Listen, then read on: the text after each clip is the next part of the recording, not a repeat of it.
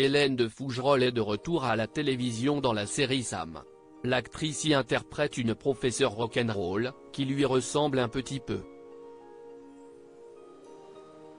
Elle se confie sans pudeur sur ses histoires d'amour. Hélène de Fougerolles se lance un nouveau défi, devenir Sam. L'actrice Natasha Lindinger avait décidé de céder son rôle, après 5 ans à la tête de cette série, qui était au départ menée par Mathilde Seigner. Après 2 ans d'absence, la série à la professeure rock'n'roll a fait son retour sur la chaîne TF1, dans un cadre plus champêtre. Cela a été l'une des raisons pour lesquelles j'ai accepté le personnage.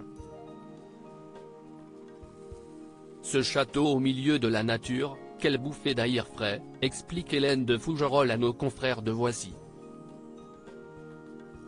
Pour cette saison, Sam va tout faire pour sauver l'établissement dans lequel elle a accepté d'enseigner et elle va même trouver l'amour en succombant au charme d'un riche homme d'affaires. Un sujet qu'elle évoque sans pudeur. Je me débrouille comme une grande, confie Hélène de Fougerolles. J'ai été amoureuse d'Antoine, Arnaud NRDLR. Et Marc Simoncini, note de la rédaction, et c'était une expérience amusante, explique l'actrice, avant de se confier. Inconsciemment, je pensais qu'il allait me sécuriser.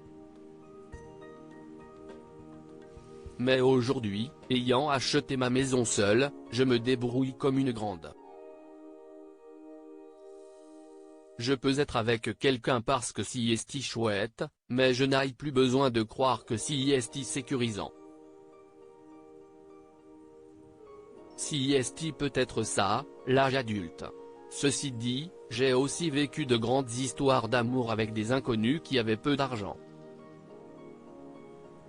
J'ai aimé très fort, pendant longtemps, un merveilleux serveur, ajoute Hélène de Fougerolles. Une actrice libre dans la presse. Hélène de Fougerolles n'a jamais été discrète sur sa vie privée et elle confiait, il y a quelques années, avoir testé le polyamour. C'était il y a 5 ans. J'ai tenté, j'ai trouvé ça intéressant, confie l'actrice, avant d'ajouter, beaucoup vivent le polyamour avec une maîtresse ou un amant. Là, c'était juste être honnête, ne pas s'appartenir et éviter la jalousie.